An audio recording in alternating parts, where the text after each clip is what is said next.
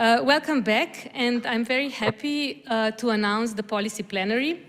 I'm happy that we are finalizing our conference by a policy plenary at the end with such a nice representation of DGs and the national representatives.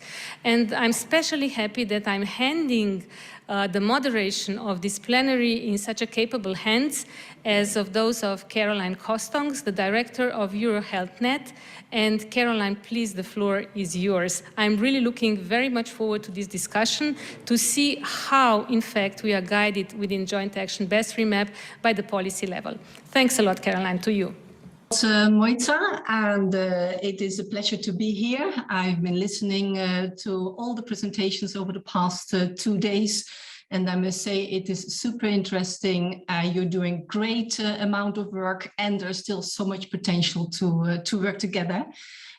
So indeed, I am the director of EuroHealthNet. EuroHealthNet is a partnership of national public health institutes, regional health authorities, in some cases, ministries of health, and we work together to reduce health inequalities in particular. And as you know, the whole marketing issue, but also the affordability, the accessibility of healthy, nutritious food is so crucial for health equity. So therefore, EuroHealthNet is enormously pleased to be able to support the Best-ReMaP project. And we do so in close cooperation with the Institute Superiore di Sanità, ISS, in Italy. And we are very happy to work with Dr. Marco Silano, who is the leader of Package 4 and also helped to prepare this policy roundtable. We are based in Brussels, EuroHealthNet, and we particularly monitor European Union policies and instruments, and we see how they can be useful and add value to public health actors on the ground in member states in order to reduce health inequalities. And that is also very much the purpose of this plenary session, is to see how the results and the deliverables and all the great work that you are doing in Best-ReMaP can be integrated in European policy or can be taken forward with the use of European instruments to encourage further action and cooperation in member states. So that's the main purpose of this session. And we have a wonderful panel here with colleagues from 3 DGs from the European Commission, from DG Santé, Reform and RTD, from the Joint Research Centre, and also colleagues from 3 ministries of health from Austria, Finland and Slovenia. So we are having 4 sessions with 2 panelists per session. The first one we look at the EU tools and mechanisms that are there. Then secondly, multi-sectoral action. The third session is on the value of research. And then the fourth is more on engaging with the private sector. And in that session, I invite all panelists also to comment. So heads up for the panelists. I would, of course, encourage everyone to use the chat. I'll try to keep an eye on the chat and so I can ask questions to our panelists. So for the first part of this plenary session, we look at EU tools and processes and cooperation mechanisms. I'm delighted to introduce to you the 2 first panelists. The first one is Stefan Schreck, and you already met him this morning. He is advisor for stakeholder relations and advisor also to Directorate C of DG Santé. And then second panelist is Sirpa Sarjo. She's ministerial advisor to the Ministry of Health in Finland. Right, the European Union actually is one big toolbox, isn't it? With lots of instruments and opportunities for action. We have heard this morning already the Europe's Beating Cancer Plan, the EU Farm to Fork strategy, there's the Green Deal, there's a digital agenda. But are also more, let's say, higher level strategic instruments that may be of interest to Best-ReMaP. For example, the European semester, The European semester is an annual process where member states have to report every year how well they are doing in terms of the economy. And they get feedback from the Commission and country-specific recommendations.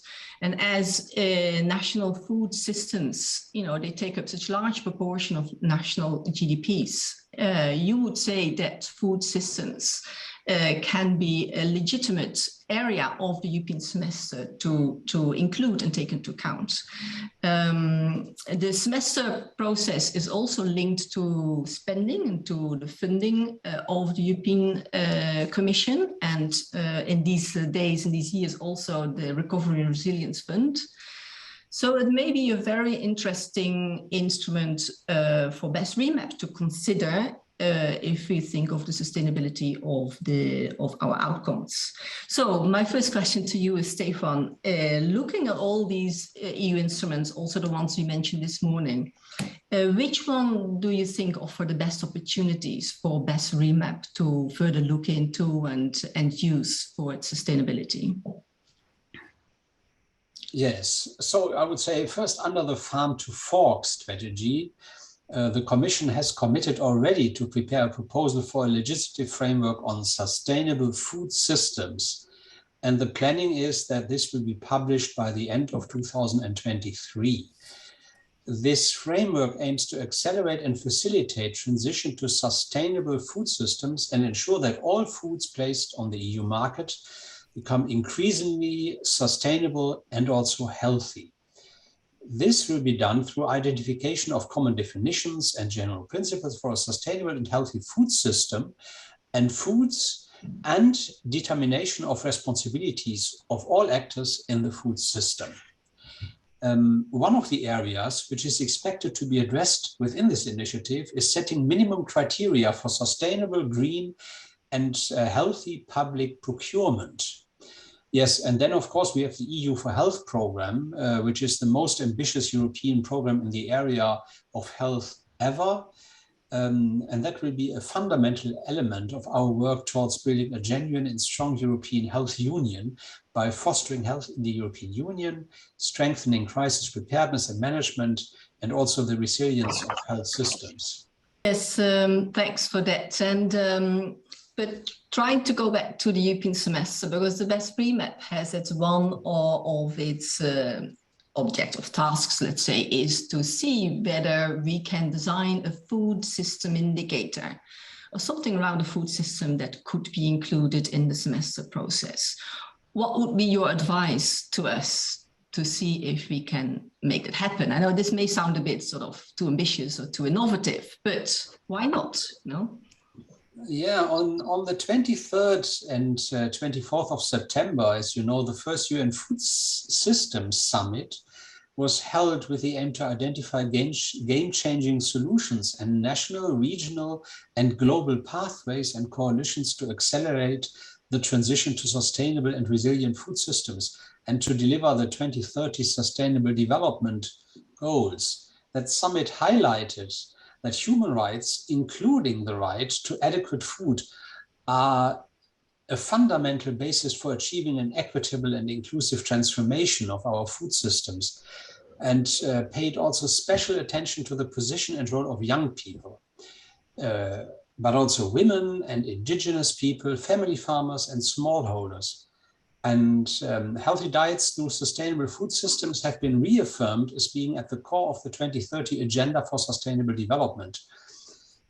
In the light of this, it would be possible to launch discussions to set priorities of the European Union in the area of sustainable food systems for the upcoming years.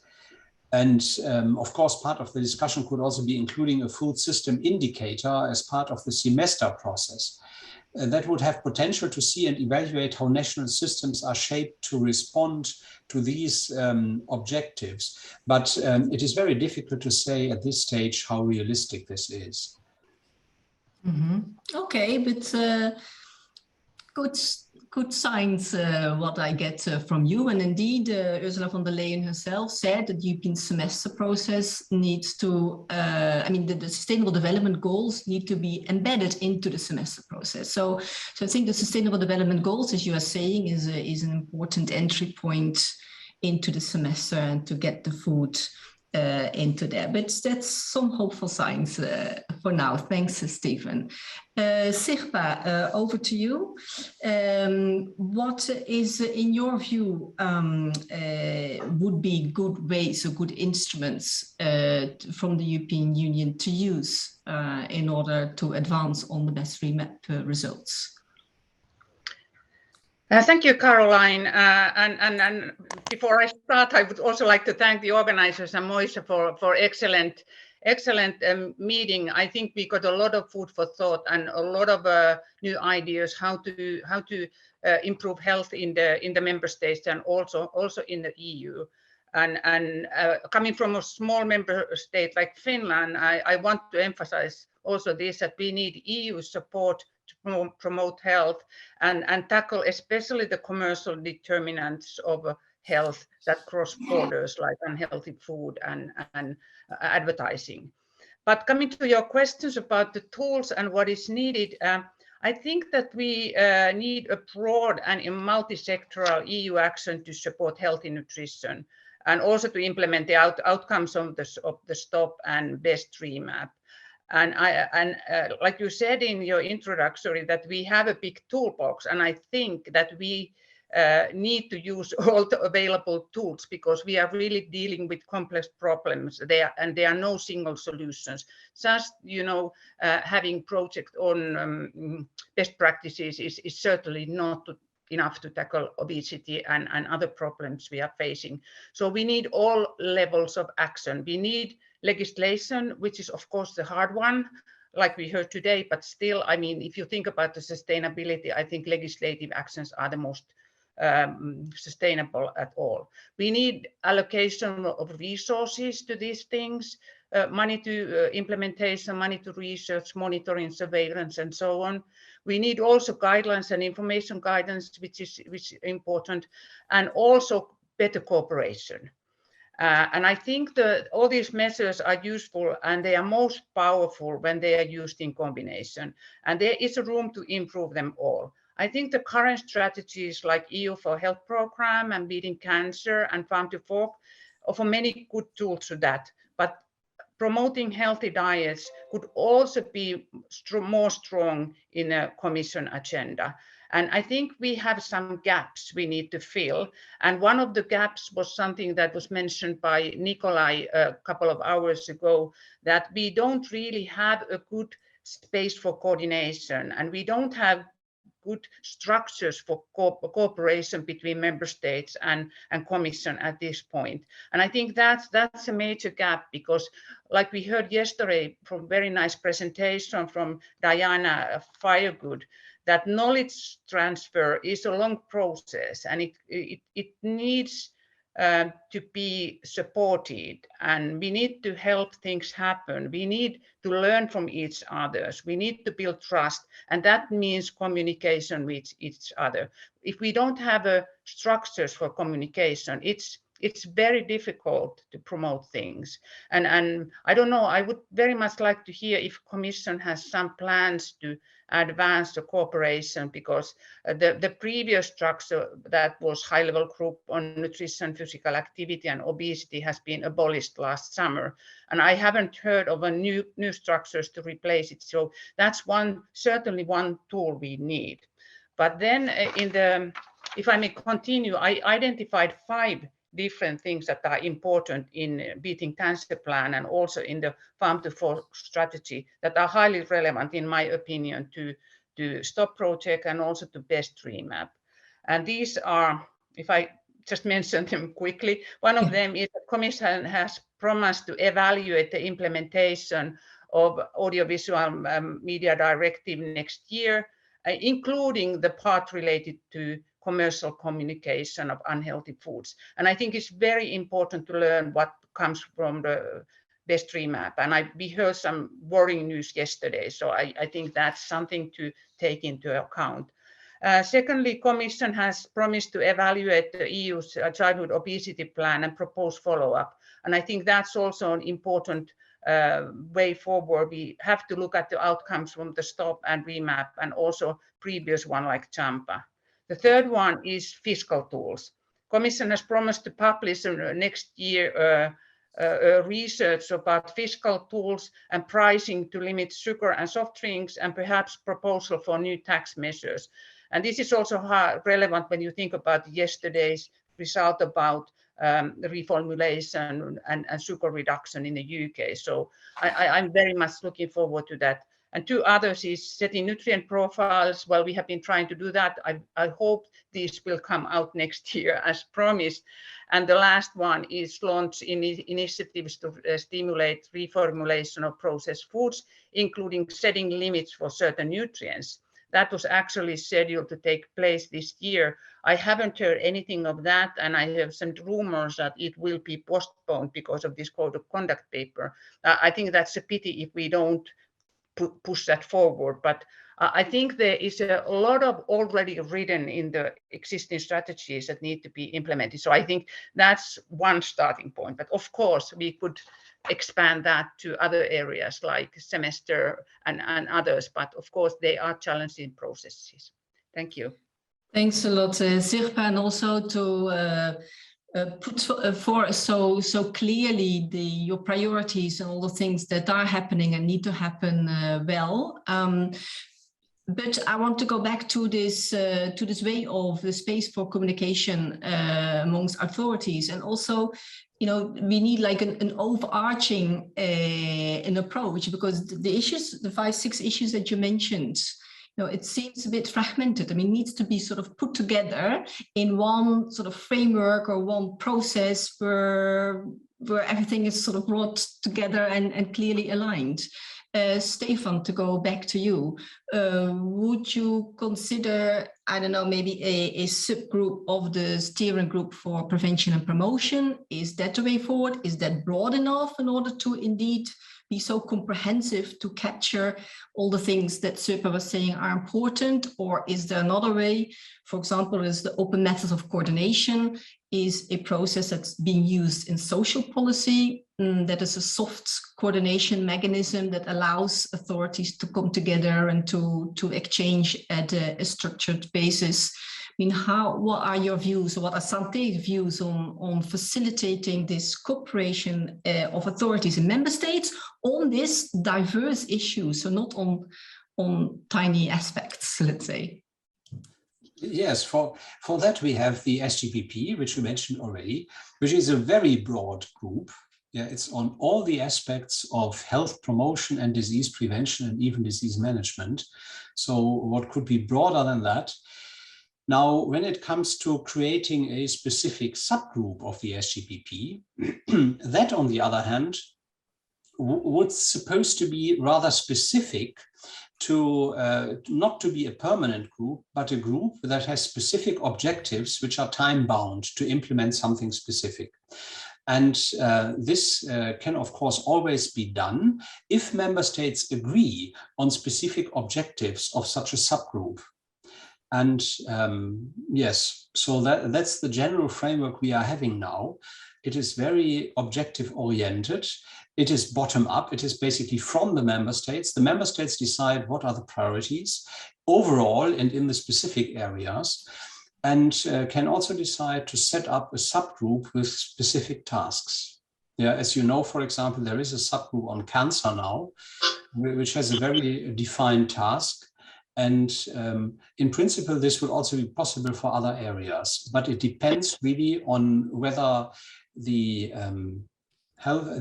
ministries of health actually want to do that.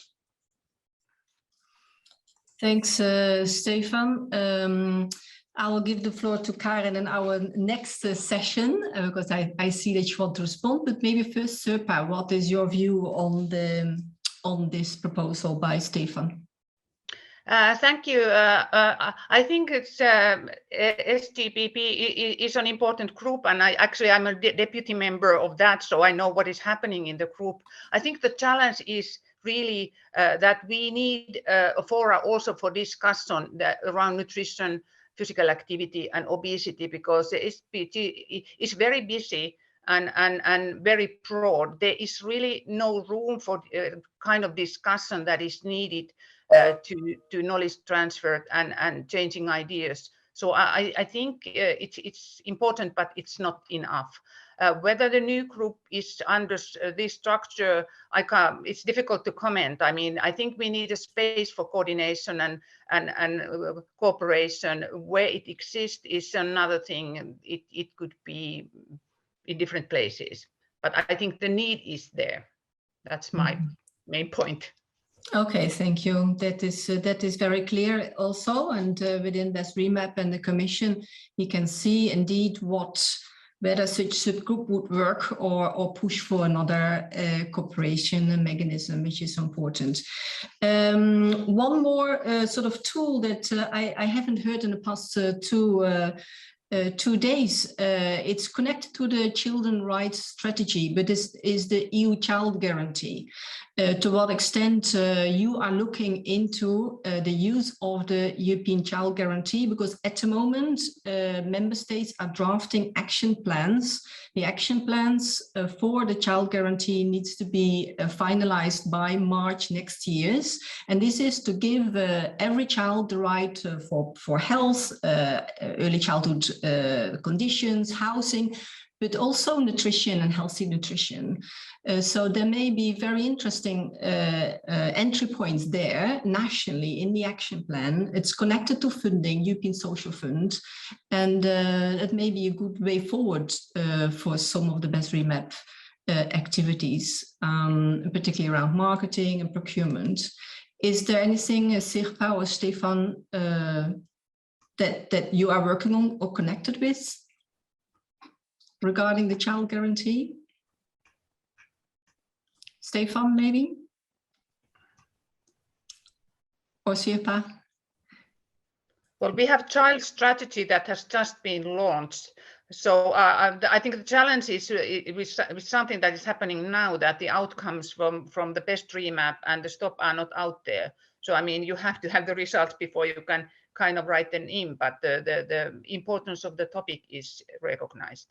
Yeah, that's true. But it would be like we said at the start, I mean, the EU is a toolbox, and I think that is one of the objectives of Work Package 4 is to indeed highlight exactly these are the instruments across the DGs, across the Commission in Europe that partners of Best-ReMaP can use to advance their work on healthy diets for children, healthy diets generally.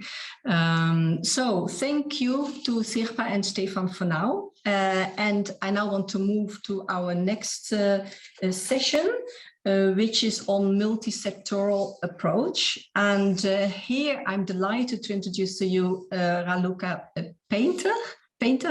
She's head of unit of the Labour Market, Education and Health and Social Services of DG Reform.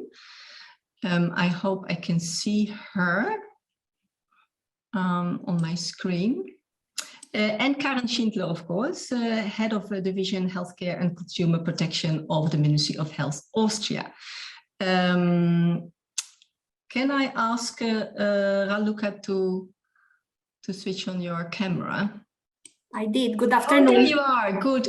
Yes, I see you. Yes. So as we've heard over the next 2 days, that having a sustainable and a healthy food system is a multifaceted and a complex ambition that requires many sectors to work together. And too often the health sector is not on board. We heard that earlier also when we were talking on procurement. And why is that, do you think? Is there sort of a lack of capacity from the health sector to get engaged, or is it an unwillingness of why would you think that the health sector is not sufficiently engaged, and how can they be more involved in the reform of food systems? Raluca. Yes, good afternoon. And first of all, thank you very much for the invitation to speak at this conference. I'm very honored to be here today and to tell you about how DG Reform of the European Commission is trying to help member states to promote health, especially for children, and what we're doing in terms of concrete help. So in terms of the action of DG Reform, really the key features are that we intervene upon demand from member states. And the second key feature is that we always provide tailor-made support. And then the third very important one is that we always try to bring in best practices from across the EU, sometimes also from third countries. Why? Because we do believe that sharing across member states is a good way to progress. Now, why and what can we do better? I mean, we have, let's say, a limited mandate in the sense that we can help the reflection at the national level. We bring in stakeholders around the table. So even if we're approached, let's say, by the Ministry of Health in one member state, then we always make sure that depending on the topic, we focus on all the relevant stakeholders are engaged, being public authorities, being associations in different areas. So it's really because we think all views need to be expressed, and also any reform needs to be supported. And the dialogue is always the best way to bring results.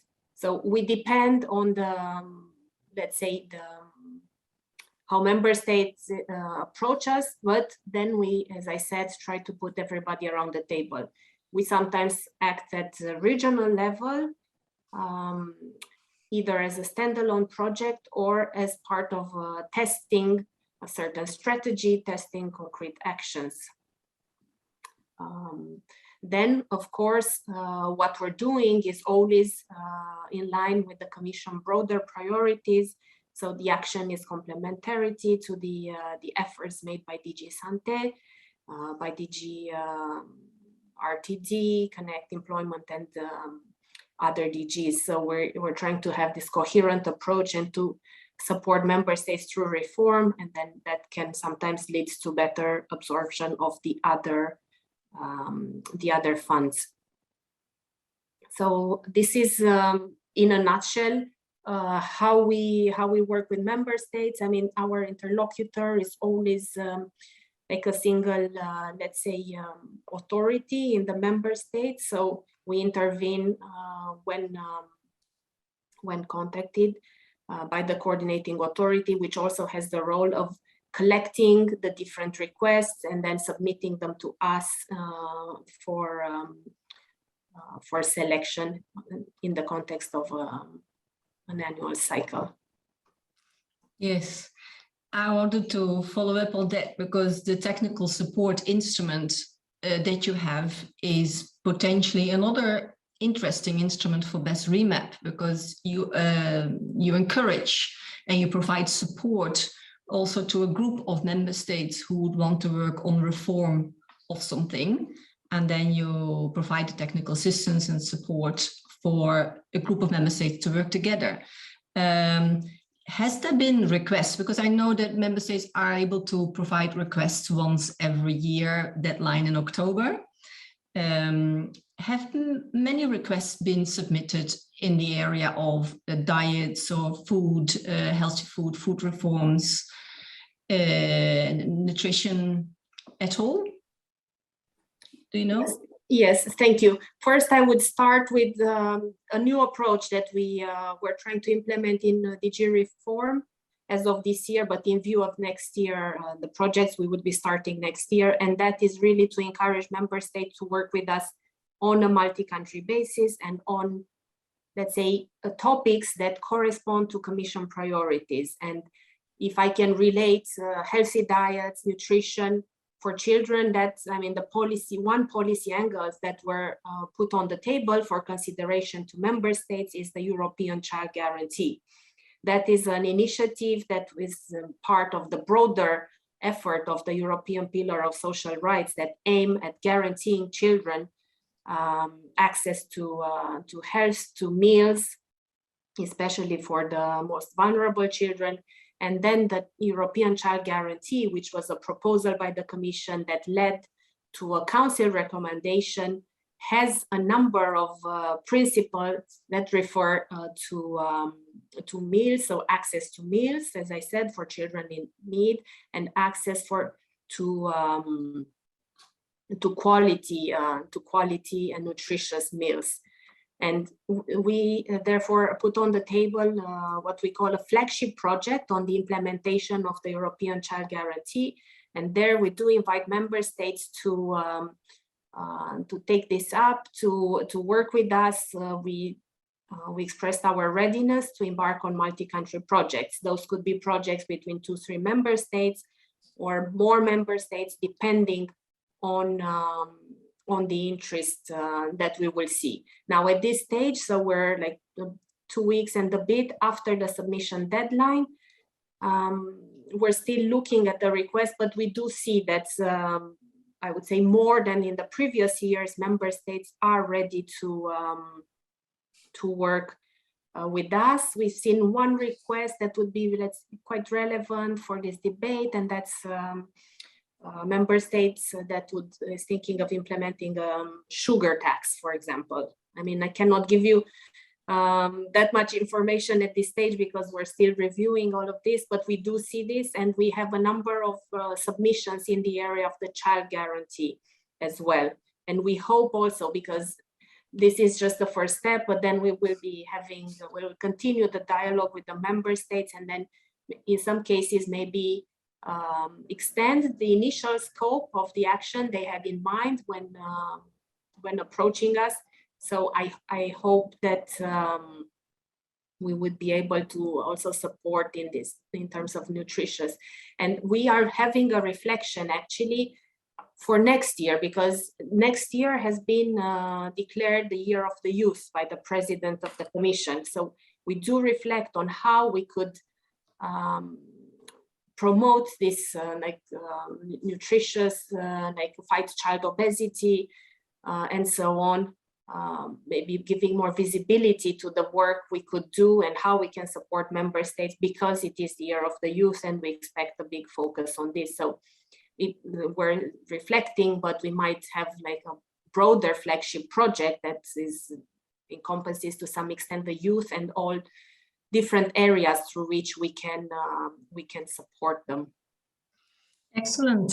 Thanks a lot. This is, I think, a very nice and concrete invitation actually to partners of Best-ReMaP who want to work together and take an element forward on this theme. I don't think it is possible to indeed now send an application in because the deadline is indeed passed, but for next year or the year after, I think that is a very nice opportunity. Thanks, Raluca, for that. And Karin, a question to you. Back in, when it was in 2018, during the Austrian presidency, you were very much leading and towards an action or a call for action towards healthy and sustainable European food systems.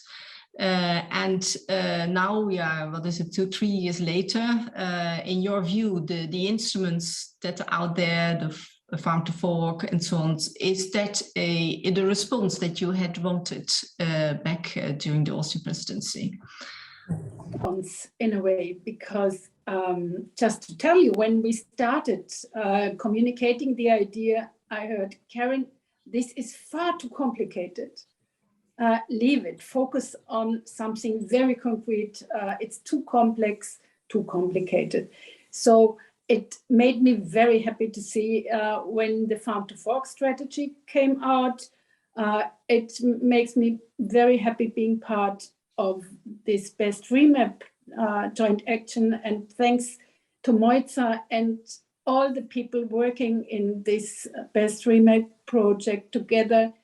This is really, really a wonderful action, and I sorry that I can have that I have to come back.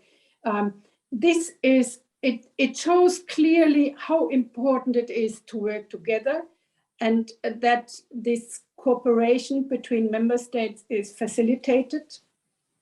And this is very objective focused because we have the work packages, but still we also would need the space for having ideas and working on ideas together, which is lacking. But coming back to your question, I think it's a good start. We are not there yet. What I miss in the Farm to Fork, at least from my perspective as working in the Ministry of Health, it's very much focused on primary food production and how to work on this. And I'm invited to go with my colleague from agriculture to meetings, but what I really miss is this health perspective, that it is taken on board seriously, the consumer perspective. It's important to look at the whole food system and not only on parts. I know it's complicated, but you see it on the international level, and this is what I experience also on the national level. After the presidency, we started a process within the wonderful Austrian health target process. And there is one goal, healthy and sustainable nutrition for all. And we decided, okay, with this, we focus on food systems. And I could convince my colleague from the Ministry of Agriculture to be the co-chair. And this is exactly how it should be. We are now working closely together. We are learning from each other and we are listening to each other. So we both, I think, and the colleagues from both sides now have much better understanding what are the barriers, the challenges of the partner. And I would say we are partners. And I really would love to see in the Farm to Fork that ministries of health from member states are also perceived as partners, and that they equally heard and equally important. The work on food systems, what the first learning is this partnership, building relations and building trust. I think this was yesterday so clearly shown, and this is my experience in the day-to-day work. It's very much about relationships and building trust. And the other thing, what I learned from the work or starting the work with food systems is that I have to be also willing to be included in a process who is led by somebody else. So in Austria, and thanks to Moitza, that she convinced me to participate in this public procurement work package. Through this, I learned that there is a lot going on. And normally, let's say as a health person, I would sit in my box and I would not get to know what's going on in the public procurement sector. So that's a good opportunity. And then I think we all need from all sectors the openness to collaborate and also to accept the lead is somewhere else and make the own perspective heard. So this is some challenging, but it's possible. And it's not easy, but it's worthwhile. Thank you for that. And Karen, would you also think it is a matter of an issue of capacity? That a capacity in terms of, well, that we have enough human resources in public health in order to engage with the other sectors, or capacity in terms of competencies and skills to engage? Would that also be a reason why, for example, health is not sufficiently in the farm to fork strategy, or why multi-sectoral cooperation is not always as it should be? I think the capacity is definitely an issue. This is all put on top of our regular work. And yeah, you have really to be committed to this topic and say, okay, I take it on board because it's always on top. You don't get additional stuff, and I don't get any. That's the skill issue is, I would say, also something we could improve. Because I was not trained in systems thinking. That's maybe my natural attitude, but this is something you also have to be trained on. And how I very much liked the presentation of Knut Inge about co-create. This is something you have to be trained on, how to do it. And as my colleague yesterday in the chat mentioned, sometimes qualitative research is not perceived as valuable as producing numbers. But here you can learn a lot, which is also necessary. Yeah. Thank you, Karen. Indeed, also the Commission has another instrument, that's the skills, the Pact for Skills and the EU Skills Agenda. And looking into skills in an innovative way and the skills mix is perhaps also important to look into for us, because we should go away from siloed jobs, let's say, and move towards job descriptions of people that has the connection of health and other sectors in its built-in. So I think there is some work to be done in terms of the skills of professionals and people that are needed in order to reform food systems and to be sufficiently engaged in all the other sector processes, because there are so many, as you know, in a complex challenge as sustainable healthy food systems are. All right, so let's move now to our third part of this session, and that's on research and the contribution of research. And here I'm delighted to introduce to you two new panelists, Daniela Lewis. She's policy officer at DG Research of the Department of Bioeconomy and Food Systems. And we have Jan Wolgast, he is scientific officer at the Joint Research Center. Hello, Danielle and Jan. Well, another issue next to cooperating among sectors is also an issue of connecting research and research into food system reform to the actual policy on food system reform, and how can we do that in a best way. And we heard already also yesterday and today of the various efforts in the STOP project, and also by providing policy briefs. And so in your view, so maybe we start with Daniela first. What are the potential of the knowledge transfer from research into policy from DG Research perspective? Daniela.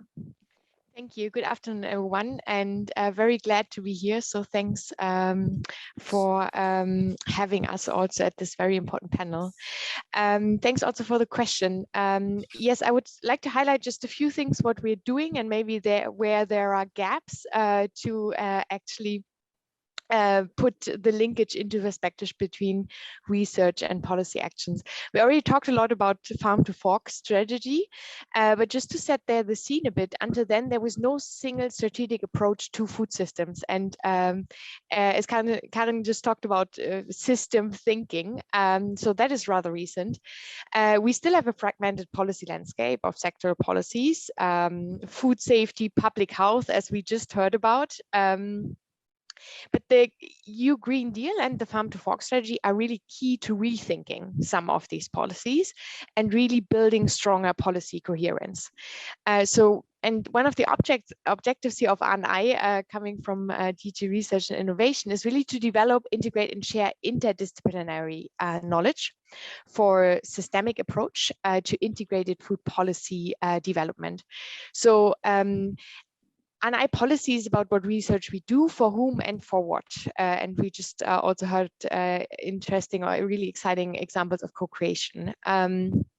And really also at the policy level to do that in co-creation with the ambition to provide solutions to multiple objectives. As we also heard before, like now is the time to act, and we actually don't have a lot of time to spare. The DG R&I-led Food 2030 initiative is really built capacity for real system change via 10 key pathways for action. And Food 2030 provides there the roadmap for how R&I can be leveraged to ensure affordable, nutritious, safe food for all within the planetary boundaries. And so Food 2030 is really then inter and transdisciplinary approach to food systems with the aim of strengthening policy coherence. Now, still many R&I gaps exist, and some are approached in the current Horizon Europe's first work program, 21 and 22, where also calls are open now for 22 topics. Just to highlight two, just as an example, we have one on building alternative protein-friendly, sustainable and healthy food environments. This topic will support R&I to promote the production, provision and consumption of alternative sources of protein, as well as dietary shifts. Another topic is on integrated surveillance system to prevent and reduce diet-related non-communicable diseases. So just also to make the link, as we just heard about, between diet and health together. And for example, we also have one pathway that is just on the microbiome. There's a lot of research around that. Just to highlight one Green Deal call related to the Farm to Fork topics, where we have 7 demonstrators on issues such as healthy diets in schools. So very closely connected to Best-ReMaP, school food for change. And this project will also try to create a shift to both sustainable and healthy diets in schools, and really considers here schools, children and young people as catalysts for systemic change. We just heard about the Year of Youth, so very timely to really focus on this group. And we will see more research linked to Horizon Europe 23-24 next year.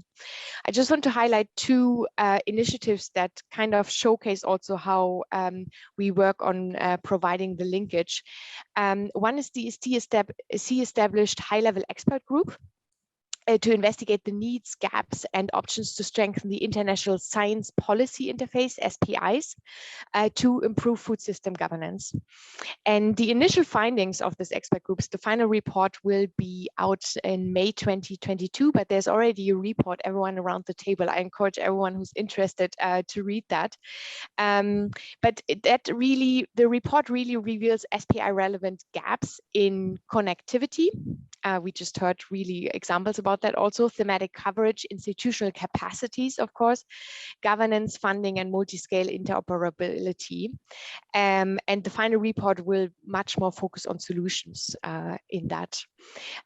We also have novel partnerships, EU Horizon Europe partnerships that also address these gaps. One partnership is the Food Systems Candidate Partnership that's expected to be launched in 2023.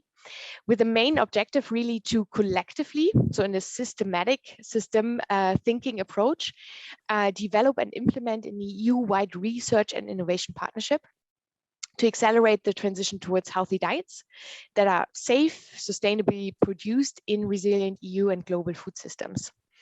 And just finally to highlight an overarching theme that gains more relevance are place-based solutions. We think they provide huge potential to disseminate knowledge and enable food system transformation. Actually, a range of Horizon 2020 projects linked also to the pathway, for example, urban food system transformation, mobilized many multi-actor living labs and policy labs across Europe to actually connect and inspire food system stakeholders. And these living labs will be also essential for the partnerships as well as the EU mission. So I think that's really something that connects the dots. Just a few points from my side. Thank you. Yes, thanks, Daniela. Quite many, actually. It would be nice later on if you could add in the chat maybe the link to this report that you mentioned about that's already available. Absolutely. And could you say how can people sort of get connected to these expert groups and to this partnership that you are talking about? Who is on board, and is it a mix of policymakers and experts? And how do others know? Because this sound like useful spaces for dialogue and for sharing information and learning, but it seems a bit like exclusive groups maybe that not everyone is aware of. Yeah, that's a very good question. Now, these partnerships will come into place, or the food system partnership will be launched in 23. And then, as mentioned, living labs will be an essential aspect to really connect different stakeholders. I can also share in the chat the fact sheet about the partnership, so for you to understand kind of what it is about. But more details on the governance and how it will really connect different stakeholders will surely come within the next year. But the goal is really to connect different stakeholders together in that setting. But I think that will come at a later stage. Okay, very nice. Thank you for that, Daniela. And now maybe to Jan. Jan, well, in your experience, how do you best link research to policy within the GRC? Yes, thank you for the question, and good afternoon to everyone. So yeah, first, certainly there's a huge potential for food system research to feed into the food system policy. We've heard about the farm to fork strategy, of course. Now there are the 27 actions. The initiatives have started or are just starting. And just recently there was the initiative on the sustainable food system framework launched.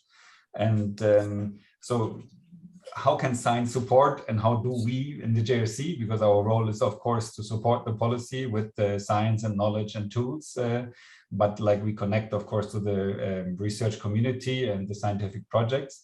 So certainly I think the food system, as we have heard, is something that we are learning by doing. I think it's not natural. People have not been formed, so we need to work our way. And the science, of course, is helping in showing us the causal relations, the interactions, the feedback loops, and whatever we need to better understand the food system. It's also about, in our context, help defining what healthy and sustainable diets mean. Because it's not an agreed concept. Many have, of course, concepts, there are guiding principles, but I think there's work ongoing in updating food-based dietary guidelines in the member states, and the WHO colleagues are also supporting this work with the European countries. And then what's also important is that we, science and we in the JRC, we try to help, but we need also the scientific community to provide the necessary, or develop, if they're not available, the necessary tools and indicators, so that we can actually measure impacts, for example, on diet and health, and that we can monitor both where we are at the start and how progress is doing. And ideally, all those, let's say, indicators and data as far as possible should be open, because it's not only about like the relevant evidence, it's also to have this transparent when it underpins policy. And so I think in this context, the joint action is just a very strong example of public money collecting data on the food offer. And we in the JRC, as you've heard during the day from my colleague Eva, we're helping making this data, once it's available, more accessible to policymakers, the researchers, of course, but also the interested public. And yeah, I think that, so that's the main aspect I would say. And of course, I mean, we've heard during the public procurement is another big tool, and it is an important action in the farm to fork, especially when it comes to food consumption and healthy diet. So there's a huge potential. And again, I think we need to be able to show what potential is there, what benefits or also negative impacts could be there if we don't manage. Yes, indeed. Thank you, Jan. Yesterday and today we heard this issue about the digital companies, the Googles and so on, that they are collecting so much data from us, consumer data, lots of data that we can potentially use. So how can we move in a direction that governments and can actually use this data? And are you doing something in GRC and also in DG Research on working together with these companies, and so that this data is accessible for us too? Jan, maybe first, or Daniela. Okay, well, yeah. I mean, concretely, I think we discuss the, let's say, asymmetries in the food system about the information. So there are certainly players, and often economically strong players, that have more access to information flows in the food system. And I think here the public policy makers or the public is often not, as able to follow let's say the information flows of how the food offer is, for example, how this translates into consumption and so on. So I think there's certainly work to be done. Concretely in our team, we try to reach out to market research companies so that we get a little bit more insight, as long as we build up let's say, our public system where the data should hopefully be open. But we are certainly running a little bit behind, so there would be certainly potential to do more. Danielle? Yes, so there is actually the 10 pathways of Food 2030. One is food and data transformation, which actually really looks at that aspect. Of course, it's only a smaller aspect of how data can be used, but a very important one in how can data be used for sustainable food system transformation, and how can it be used in a way that aligns with European values and also with protecting privacy. And along with that, we actually have a couple of calls also within Horizon Europe that look exactly into how can you empower citizens to make use of their data rights, but also how does the food data system look like? So to take stock, what is there and how can different data sources be used? So there's clearly quite some work going on, and I agree with Jan, clearly also some work to be done, as certain, of course, also sectors are ahead of us, but surely it's on the top agenda. Yeah. Okay, that's reassuring to hear, and it's a pity that DG Connect is not with us in this panel. I would have been interested to hear their views too. But for now, both Jan and Daniela, thank you for your contribution, and we move on to our next session, and that is on engagement of the private sector. And I'm delighted to introduce to you Vesna Kersten-Petric. She's the head of division for health promotion and prevention of non-communicable diseases of the Ministry of Health in Slovenia. And I would also like to invite our other panelists to intervene after Kirsten on this topic of engagement of the private sector, if you like. Yes, Vesna, we know there are many vested interests in the food system. There are power differences. And, these differences create social, economic, and health inequalities. And we need, we have heard about the code of conducts, but we also know that's not enough. And we need regulations really towards bigger food industries. So a question to you, Vesna, how can we find this balance between public goals and private sector interests, and make sure that we create an equal level playing field? And how can the results of Best-ReMaP contribute to this complex topic? Thank you, Caroline. Thank you for the question. It's a very interesting question, but it's also a bit tricky, I would say. I'm, as you know, working in public administration. I have spent quite a lot of time in dealing with alcohol and tobacco, for example, and now nutrition also. So there are very different fields and how to handle the collaboration, if I may say so, with the industry is of course very different in these three fields. But today the focus is on nutrition, and I would say for the start there is a little bit more potential here to do anything together. While in, for example, tobacco, we all know Article 53 no-go, and that is good to understand. I would also say that it's so important to understand who we are. If we look at the industry and we expect that they will go for the public goals, it's wrong. They have their own agenda and their own interests, which are completely legitimate. They have to increase their sales, they have to go for the consumer demand and so on, and that is completely legitimate for any industry. Of course, in doing so, they have to respect regulation, and that is what is expected from them, to really do respect regulation, first of all.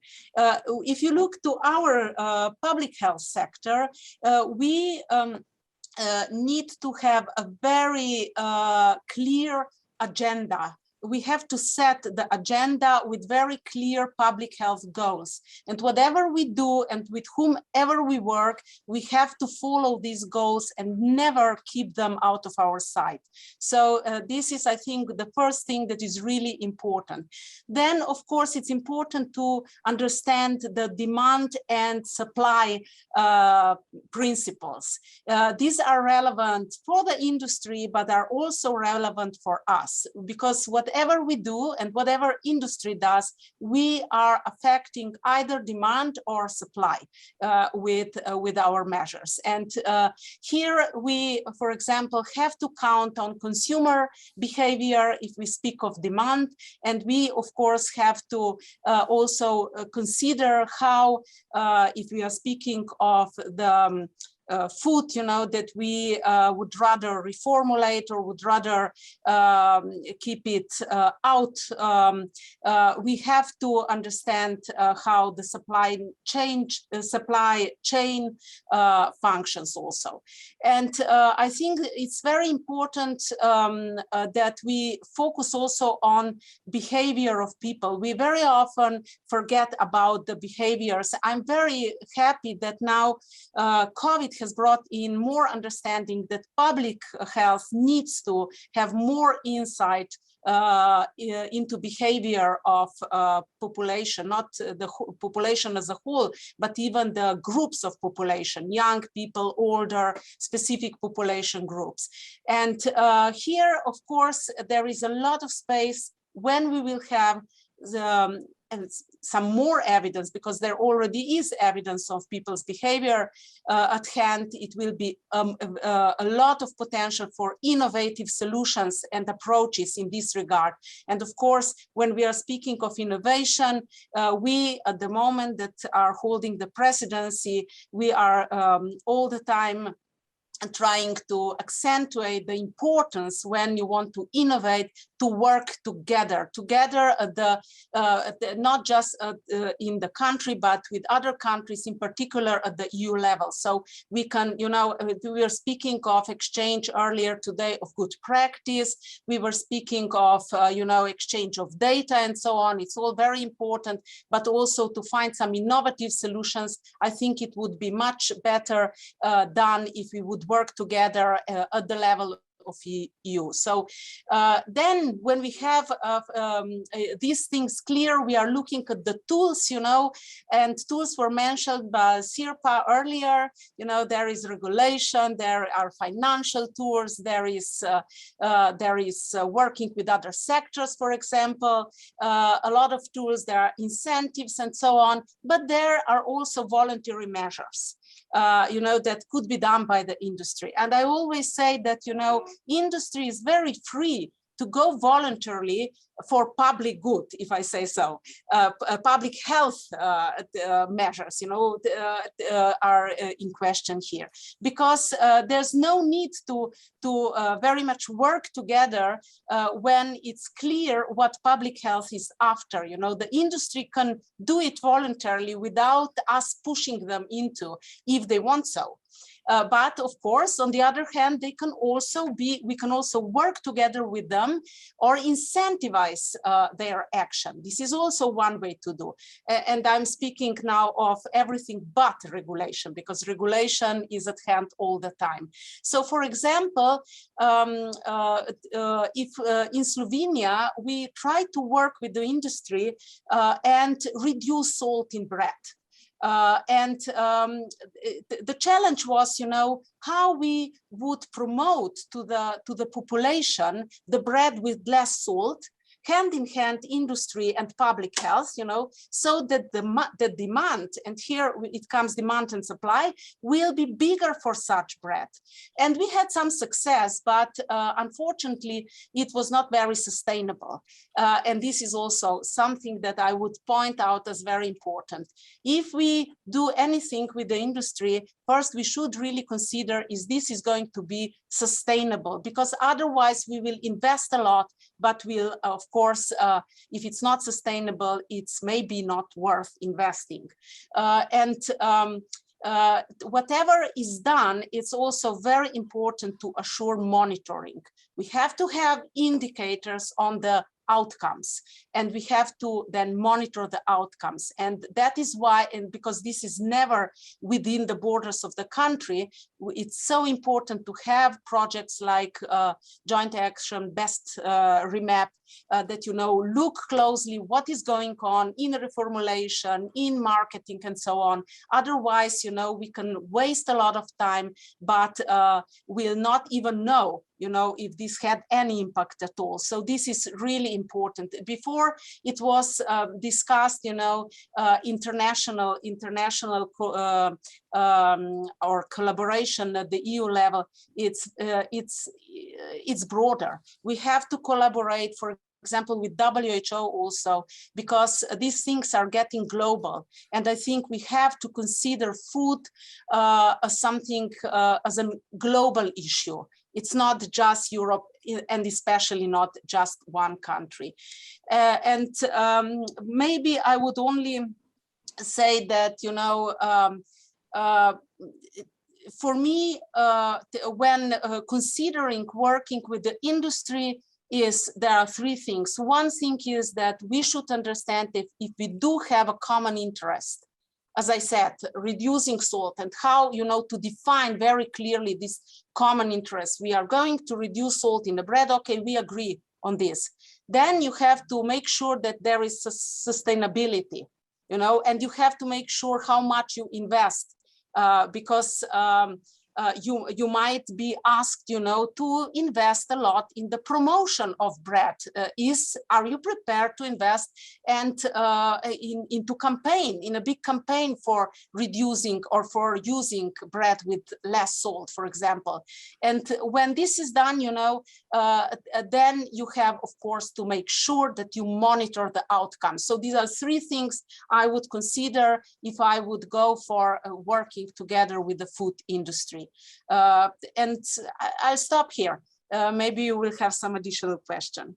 Yes, thanks, Kirsten, about monitoring of the outcomes. And there's, I think, where Best-ReMaP is very strong in. So we need to measure on that in terms of working with the industry.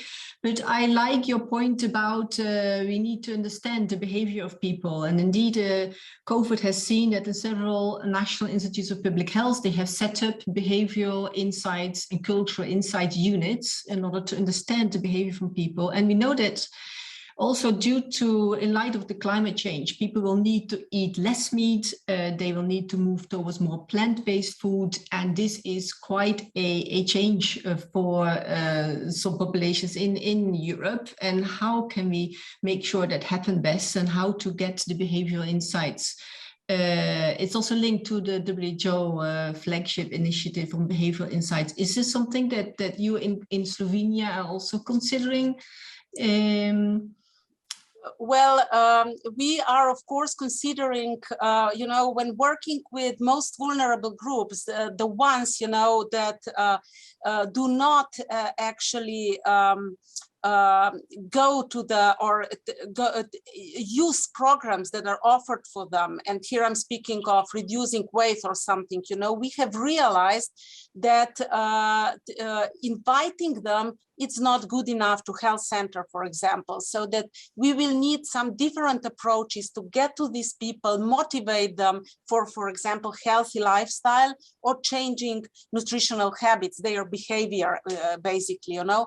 And here what has been realized is that we have to work very much with the NGOs, because they're the ones that deal with these populations on the daily basis. And they really have an insight how, what their needs are, what their problems are, how they behave, what motivates them. So working with NGOs, I think is something that we have introduced in Slovenia when trying to reach the most vulnerable population and get the messages through, you know, about the healthy eating behavior. This we have done, but we still have to invest in this much more, because there is not enough understanding yet in the health sector by the physicians, you know, how important it is to reach out from the health center and to use the capacities of NGOs that are on the ground to actually make sure that what we are preaching gets to these people and, of course, makes an impact. Mm-hmm. Yes, that's very, very important. Thanks for that point. Working with NGOs, civil society to bring on board, not always easy, but we heard there are very nice ways to do that also from the previous speaker on involving youths. Do any of the other panelists want to come in to talk about the engagement of the private sector and how Best-ReMaP ought to work with private sector? Are private sector organizations part of Best-ReMaP, for example? I don't know. I do know that also it was mentioned today, the Commission said that they're working on a roadmap for sustainable European food system. So the procurement, the food procurement element, they are aimed to develop legislation around that by 2023. That may be an interesting angle, which is more than voluntary codes. Is there anyone else from the panelists who would want to come in here on the topics of Best-ReMaP? Karen, I see you moving.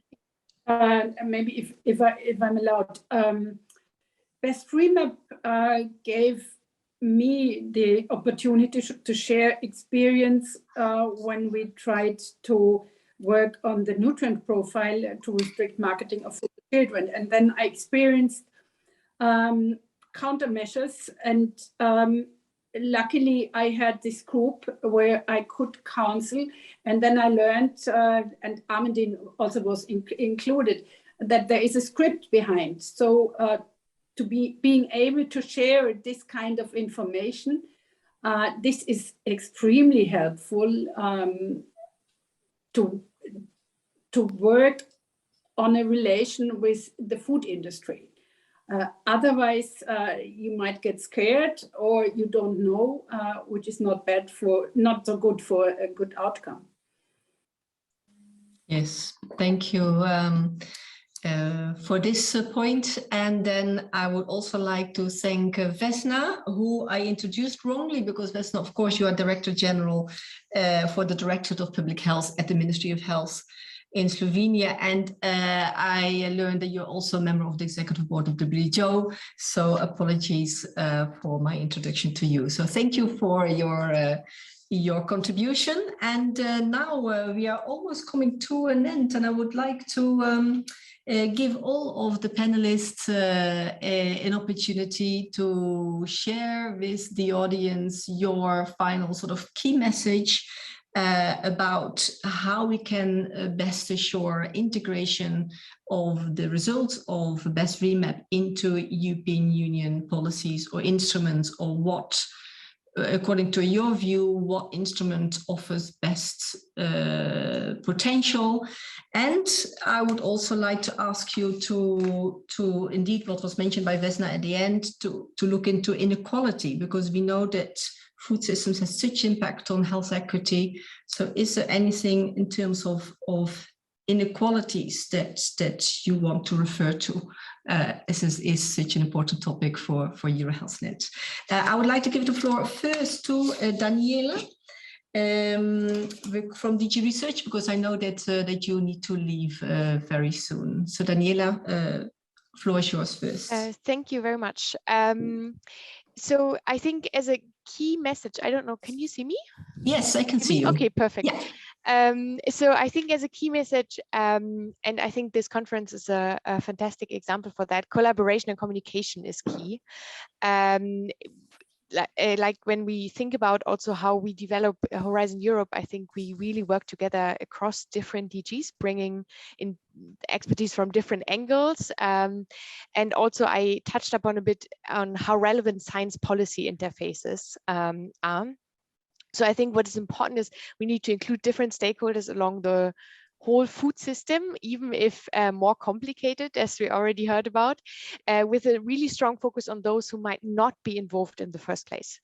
And I think the partnerships you just referred to it also, Caroline, will provide an opportunity for that, just due to also their long-term commitment, and also place-based solutions really can bring R&I approaches alive with a strong engagement of citizens to really allow for social transformation. I think that's really crucial. That is from my end. Thank you.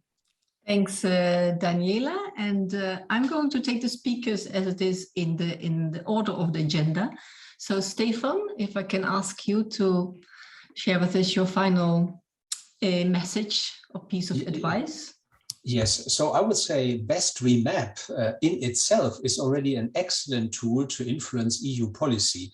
And actually in all the areas, it's obvious that there are different instruments which can have different objectives and which are better or not so well suited to achieve individual objectives. But as Best-ReMaP is actually an organized collaboration of ministries of health and public health institutions in member states, you are representing the governments, and you are representing the governments everywhere, all parts of the governments, if you so wish. And therefore, you should be really trying to mainstream this at national level, depending on the instrument you want to aim at. And basically, if you so wish, of course, Best-ReMaP is not a permanent group, but it is a group that will exist for a while, and has all the possibilities to develop specific positions on specific instruments and then pursue them with the full authority of the governments behind Best-ReMaP. Mm-hmm. Thank you, Stefan, for your words. Raluca, if I can give the floor to you from DG Reform. Thank you, Caroline. I can only agree with what Stefan said in terms of Best-ReMaP and what a great tool it is to influence EU policy.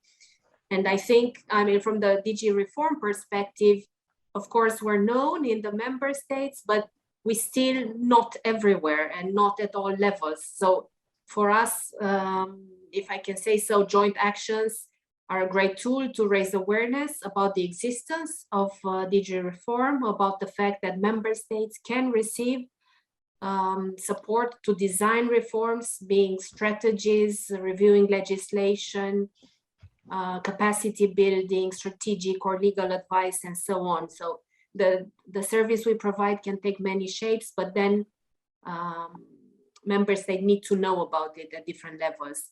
So, and if I can say one word about inequalities, the Child Guarantee flagship project that I mentioned aims to tackle the specific issue of inequalities. Mm-hmm. And because one of the main actions is to ensure that for children from poor backgrounds, the migrant backgrounds, so vulnerable children, they do have access to at least one healthy meal per day.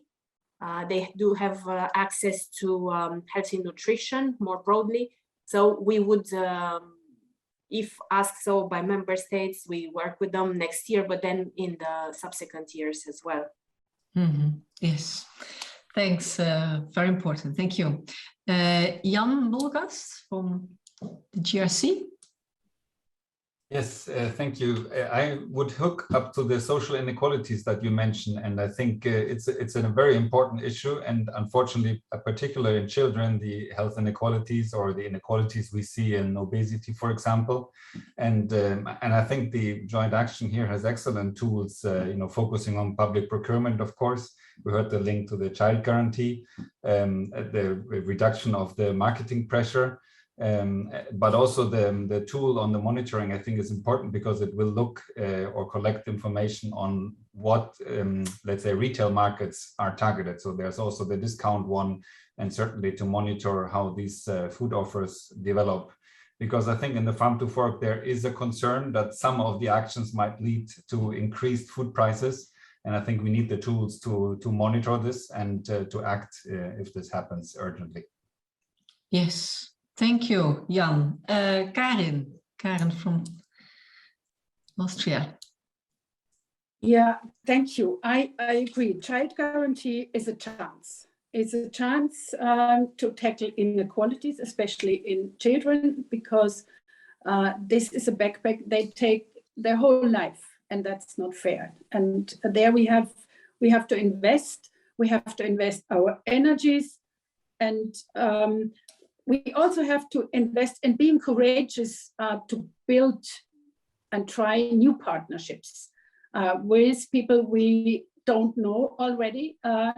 So find new friends in a way, I would say. And the other thing is, yes, Best-ReMaP is a wonderful example of building up relationships. But these relationships, it's always the same. You build relationships, but to make them permanent, you have also to invest and you have to meet each other.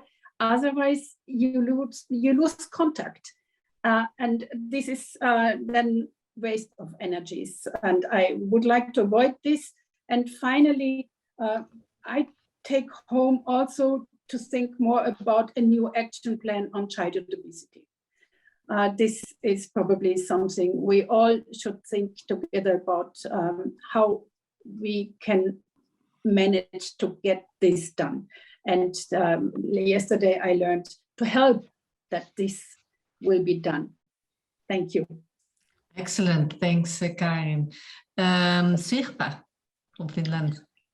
Thank you, Caroline. I think my key message is that, well, we had a great seminar and great meeting, and I'm very much looking forward to the outcomes of these joint actions, because we need that to design policies in the member states and also in the EU.